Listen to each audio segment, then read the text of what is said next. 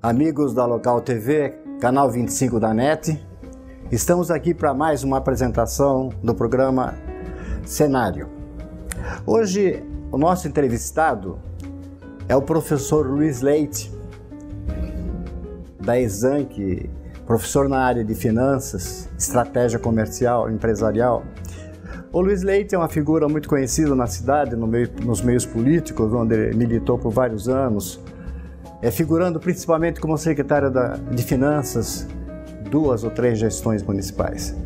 Hoje ele está aqui conosco para falar um pouco do que foi Sorocaba nesse ano que está terminando. Luiz Leite, muito obrigado por você ter aceitado esse nosso convite e deixado as suas coisas para vir aqui, seu sábado principalmente, para vir aqui falar conosco. É uma satisfação sempre estar conversando com você, com o seu público. Então tá bom. Luiz Leite, vamos a uma pergunta básica que vai nortear todo o nosso papo depois.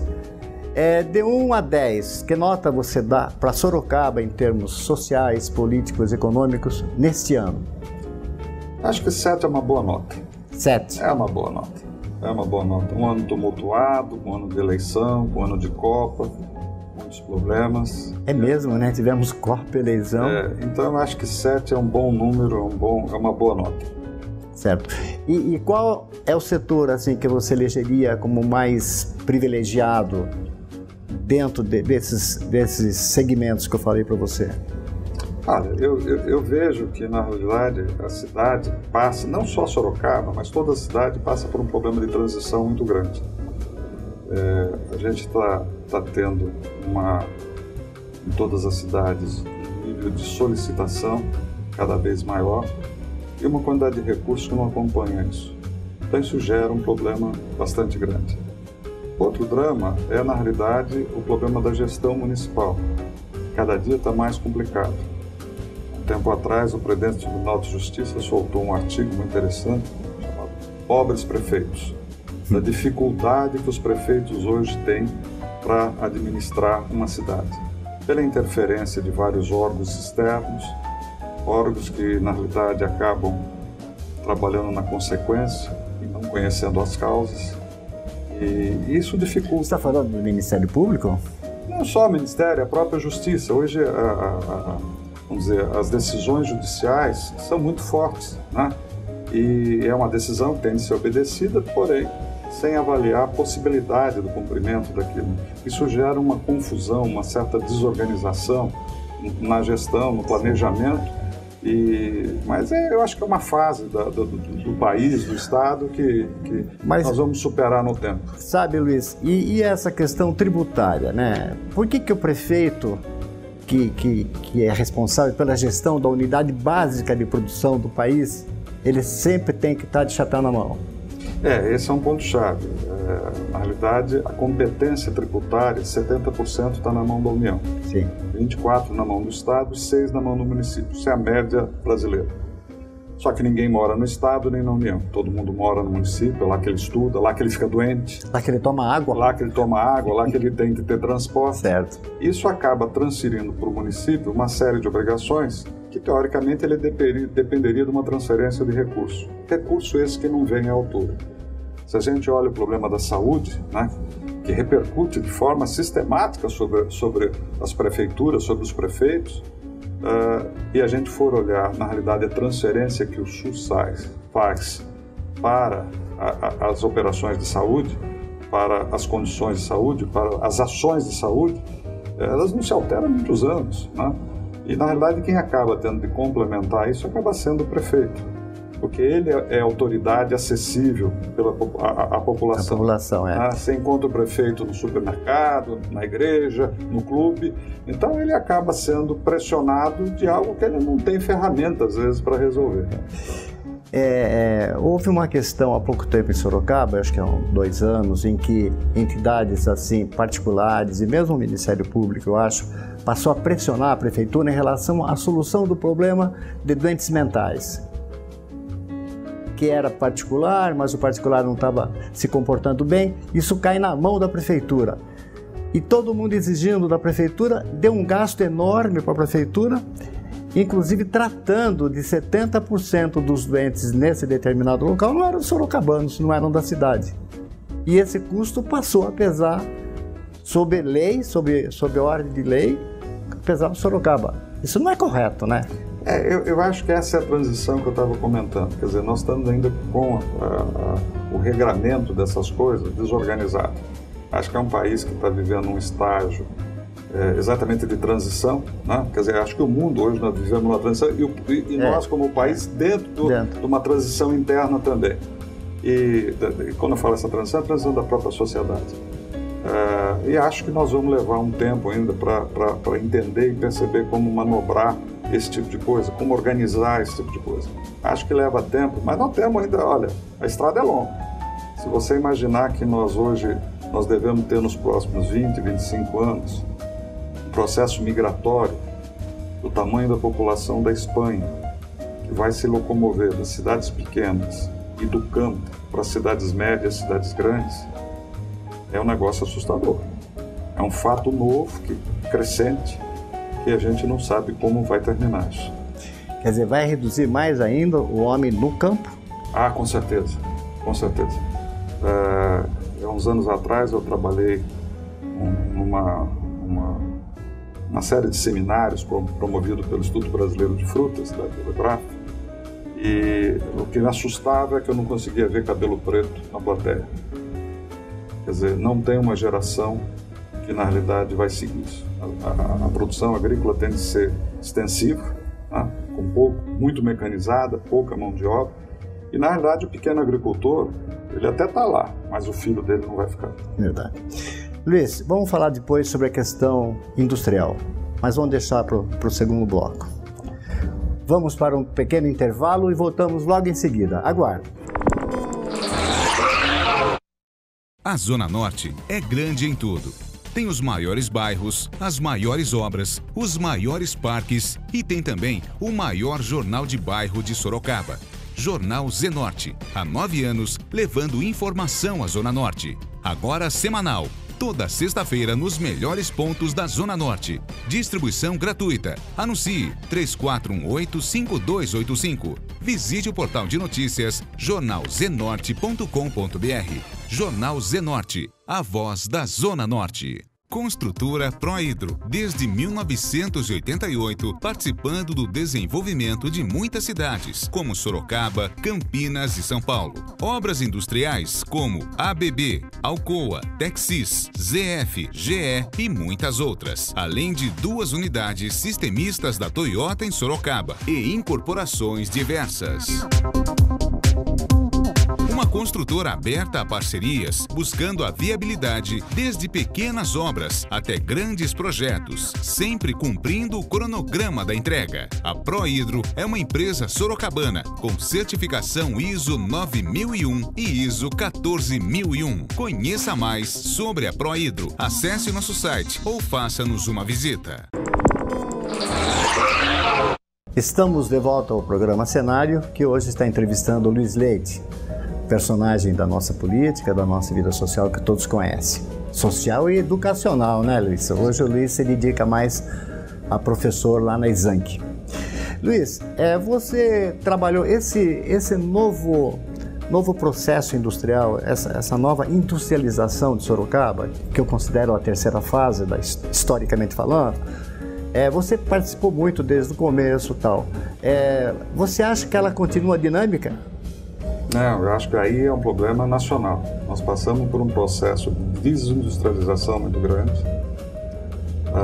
Hoje, a quantidade de importação que as nossas empresas promovem é enorme. Pelo menos eu vi outro dia uma informação que 70% do produto industrializado brasileiro hoje tem componentes estrangeiros, né? Então, na realidade, houve um processo de industrialização por vários fatores nos últimos anos. E a competitividade nossa é baixa, perto de outros produtores no resto do mundo. A China? A China, por exemplo, a Índia, mas não é isso. Hoje nós chegamos a trazer aço da Alemanha. E é duro explicar isso. O nosso aço vem vindo da Alemanha? O nosso minério que foi para lá volta sobre... Então tem algo de errado nisso, né? Então me parece que esse processo é muito ruim. Isso significa transferir empregos de qualidade e de alto valor para outros países, né? Então eu vejo com preocupação isso. E se nós formos olhar especificamente esse momento na indústria sorocabana, nós estamos com um nível crescente de demissões. Né? Hoje. Né? É um nível crescente, que é uma expectativa, na realidade, da própria economia do país para os próximos meses, para os próximos trimestres. Mas mais que isso, significa crise sempre tem, mas agora eu acho que é um processo estrutural da industrialização brasileira. Nós não temos há muito tempo um bom plano de industrialização. Né? Quer dizer, a nossa indústria hoje, ela existe para aproveitar um mercado comprador, um mercado consumidor, mas ela não produz. E nossa capacidade competitiva é muito limitada. Né? Mas esse pé no freio não é uma questão municipal, né? É uma questão nacional. Não. Mas aí a base da nossa cidade é industrial. É industrial. A hora que a indústria de Sorocaba começar a diminuir, em consequência, os serviços serão afetados e o comércio será afetado. É uma consequência. A geração de riqueza da cidade, ela está plantada na indústria em Sorocaba. Certo. Então você vê a indústria assim meio claudicando, há demissões, eu tenho informações que realmente estão ocorrendo demissões, mas nós temos no outro setor um desenvolvimento muito grande, né, de supermercados, de shopping, de lojas e departamento. Como que vai funcionar isso? Qual o futuro disso tudo? Eu acho que a primeira coisa é uma queda. Se nós não tivermos uma geração da riqueza na indústria, é aquilo que eu falei. Pois é. O empregado do serviço, o empregado do comércio, ele deixa de ser consumidor na ponta. Isso é a regra econômica. Não que ele vai parar de comer, não dá para parar de comer, mas ele vai reduzir, ele vai analisar de forma mais intensa o processo de compra dele. Vai voltar o feijão com arroz? Vai voltar o feijão com arroz, não vai sair tanto para comer fora, ele vai deixar a compra para a próxima estação, dessa vez ele segura com a roupa antiga. Quer dizer, esse é o perigo, na realidade, quando a gente mexe nessas coisas. Sabe uma informação, assim, en passant, né? Que me deram outro dia, que Sorocaba está com mais de 30 restaurantes japoneses. Alguns já começaram a fechar. 30, quer dizer, é bastante, né? Uma febre, né? É uma febre, porque é uma comida saudável, tem uma série de vantagens, é agradável, é uma comida leve, principalmente é uma comida saudável. Mas alguns restaurantes já começaram a fechar exatamente por falta de cliente. Não é porque é ruim, porque é bom, não é nada disso. Por falta de cliente. Eu pensei nisso. Quer dizer, há um equilíbrio, o mercado se equilibra nessas horas, né? Mas isso em toda atividade é assim, né? Quando você tem um excesso, acaba gerando problema. Agora, de um modo geral, a economia, me parece que nós vamos passar, vamos dizer, uma situação mais restrita, tanto em 2015, e espero que o governo federal consiga encontrar um bom caminho, né, para equacionar o problema que nós estamos enfrentando. Liz, vamos falar de política um pouco? Política municipal e regional, que você já liderou bem aqui na cidade. Como você explica essa vitória assim, do PSDB assim, arrasadora aqui na região, ou melhor, a derrota do PT, assim, como aconteceu? Me parece que vamos dizer, essa eleição do presidente Dilma, ela venceu, mas não convenceu, usando as palavras do futebol. Do Unamuno, né, do Miguel Unamuno lá da Espanha, que ele usou essa frase. Venceu, mas não convenceu. E ela tem um tempo para convencer. Ela precisa convencer que, na realidade, faltou nessa campanha muita verdade. Né? Faltou algum direito. Né? Então, eu acho que, mas lógico, ela foi eleita, legalmente ela está eleita, e acho que há tempo de consertar isso, de convencer que foi justa todo o processo. E eu acho que essa foi uma dicotomia de não perceber o que a população está sentindo. E aqui a gente fala, né, da base do PT, inclusive no ABC, onde ela foi derrotada. Isso. Né? E isso explica que, na verdade, o operariado do ABC tinha uma visão diferente sobre o que estava acontecendo e sobre o que está acontecendo. Sobre o que eles queriam e o que aconteceu. E o que aconteceu. Então, me parece que na realidade, essa é um fato, novo na política, né? Acho que o PT, nessa eleição, conseguiu construir uma oposição popular, coisa que não existia há muito tempo no Brasil. Né? Foi uma eleição disputada, mas eu espero que fique no âmbito da política, que a gente não não avance mais. E eu pelo menos torço para que dê certo sempre. Eu acho que é importante que dê certo. A gente está no barco e torce para que não ocorra nada com ele. Eu espero que ela consiga, na realidade, reconstruir esses problemas que nós tivemos, né? E ir para frente, porque problema nós temos bastante. Né? Luiz Leite, já que você hoje faz parte da educação, a próxima pergunta que vai ficar para o terceiro bloco vai ser sobre a educação em Sorocaba. Vamos fazer um pequeno intervalo e em seguida voltaremos com a entrevista com o Luiz Leite. Até lá! A Prefeitura de Sorocaba e o SAI estão preparados para que uma água de qualidade chegue até você. 5 novos reservatórios foram implantados na cidade. A estação de tratamento do Cerrado foi modernizada. O novo anel adutor na Zona Norte foi concluído, além de outro de distribuição na Zona Sul. Também estão em andamento os projetos para ampliação e criação de novas estações de tratamento. Mas você também precisa fazer a sua parte. Feche sua torneira, abra sua mente. Essa é a Consciência Azul. Para transformar projetos em grandes obras sem alterar o planejamento, é preciso conhecimento, capacitação, equipamentos de ponta e muita dedicação. É assim que a Céu Azul Terraplanagem e Pavimentadora está cada vez mais presente em obras de Sorocaba e região. Obras como essa, do hipermercado Taust em Sorocaba desde o início, na preparação do terreno e também na finalização com a pavimentação do estacionamento. A Céu Azul participou da execução desse grandioso projeto. Grandes obras já contam com a parceria de sucesso da Céu Azul Terraplanagem e Pavimentadora. Acesse o nosso site e conheça todos os serviços ofertados. Terraplanagem, pavimentação, guias e sarjetas, rede de esgoto, conservação e manutenção de rodovias e loteamento e infraestrutura. Céu Azul, Terraplanagem e Pavimentadora. Estamos de volta ao programa Cenário e hoje o nosso entrevistado é o professor Luiz Leite. Falo professor porque agora nós vamos tratar de educação. Luiz Leite, eu já vi muita conversa assim, que Ribeirão Preto teve um impacto assim, econômico muito grande graças à formação tecnológica, escola e educação.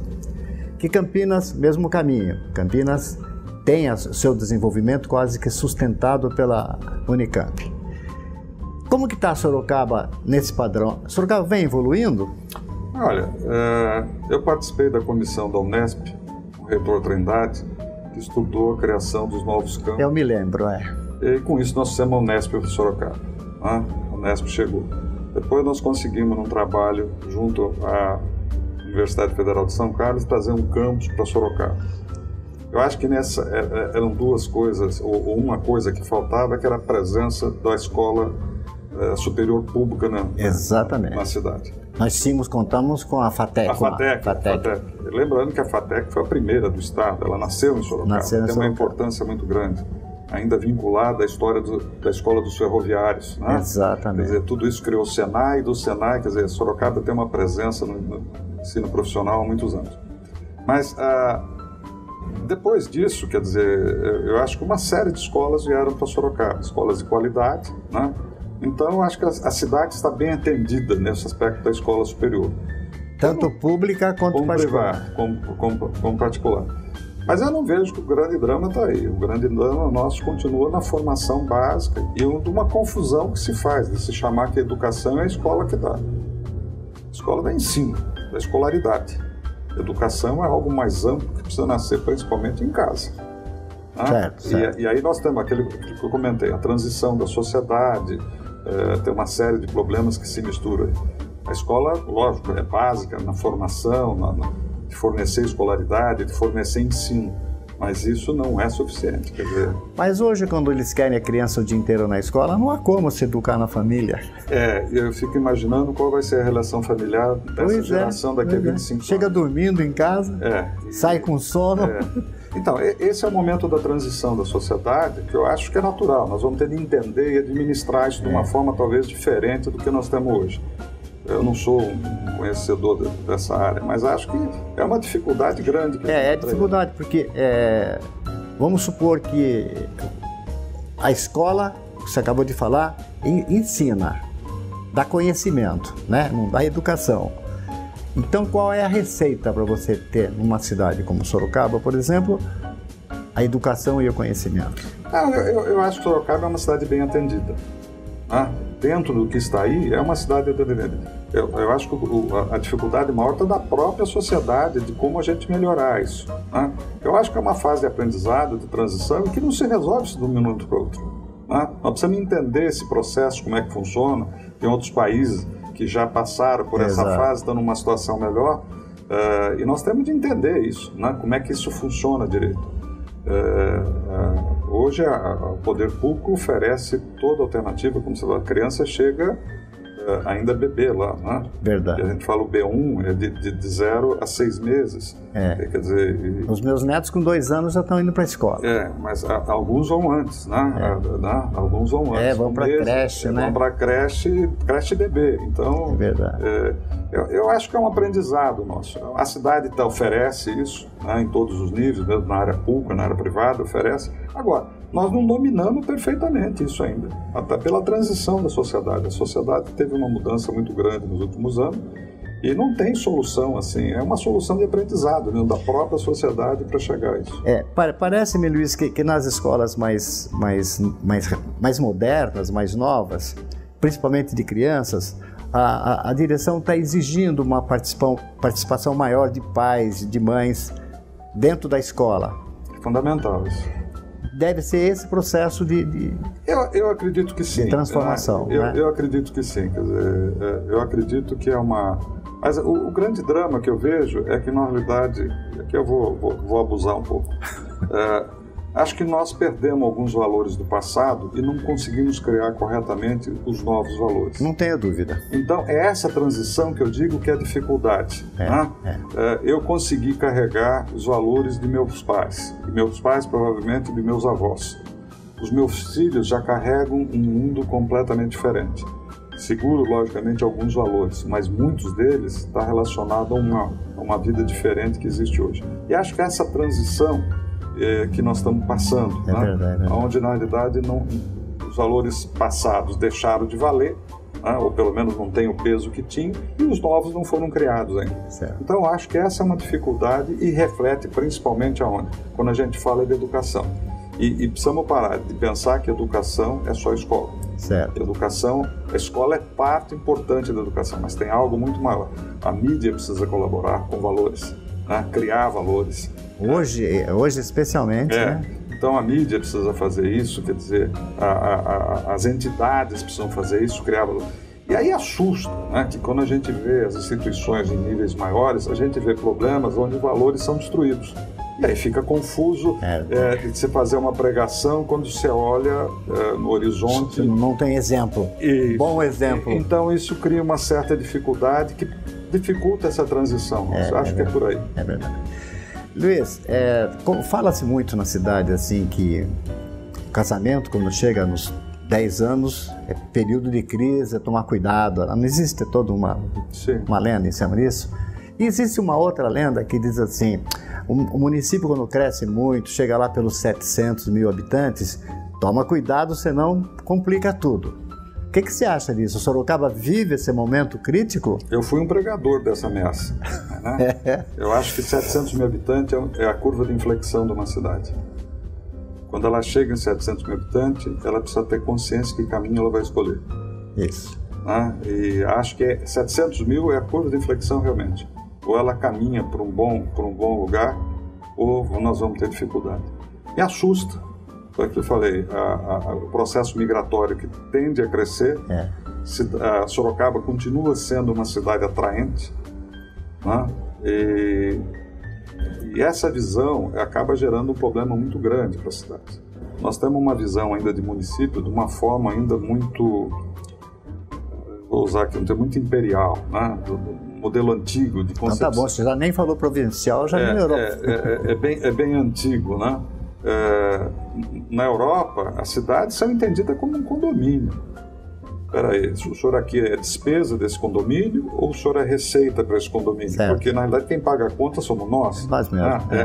E, de um certo modo, essa é a verdade, E nessa situação da organização pública que nós temos, da organização do Estado, isso fica muito difícil. E nas cidades grandes, ela passa a ser, na realidade, grandes geradoras de problemas, né? Essa região metropolitana, que é uma ferramenta nova, importante, etc. Exato. Mas as experiências não são de grande sucesso. A gente tem experiência de sucesso na área médica e também na área do transporte. Mas fora isso, não foi muito positivo. Mas essa questão metropolitana, ela não teria uma importância muito grande num problema que hoje nós estamos vivendo, a água, por exemplo, no trato de uma bacia? Isso já existe, de um certo modo já existe, né? Eu acho nós temos uma política de bacia já, né? Já temos. Eu acho que a água foi um fato não esperado, né? Daqui para frente ela vai entrar na pauta de todas as gestões. Já entrou? Já entrou. Foi uma preocupação que nós não tínhamos, quer dizer, a gente falava disso, mas nunca tinha acontecido. Agora aconteceu, ok, daqui para frente todo mundo vai estar atento a isso, em casa, num processo de cuidado maior, de autogestão disso. As áreas públicas também provavelmente vão trazer novas regras, novas reservas. Vai se ter mais cuidado com isso daqui para frente. O problema chegou no banho, né? E aí a turma toma um pouco mais de cuidado. Mas foi um fato que era inesperado, aconteceu, agora vai, na minha opinião, daqui para frente vai ter uma preocupação maior com isso. Certo. Luiz, a gente teria muita coisa ainda para conversar sobre o comportamento da cidade, o futuro e tal, mas o nosso tempo acabou. E eu quero agradecer você mais uma vez por ter vindo aqui e por esse papo gostoso que eu tenho a impressão que o nosso telespectador gostou muito, tá? Agradeço, foi uma satisfação estar aqui com vocês. E assim nós encerramos mais um programa Cenário. Obrigado pela participação e até a próxima semana.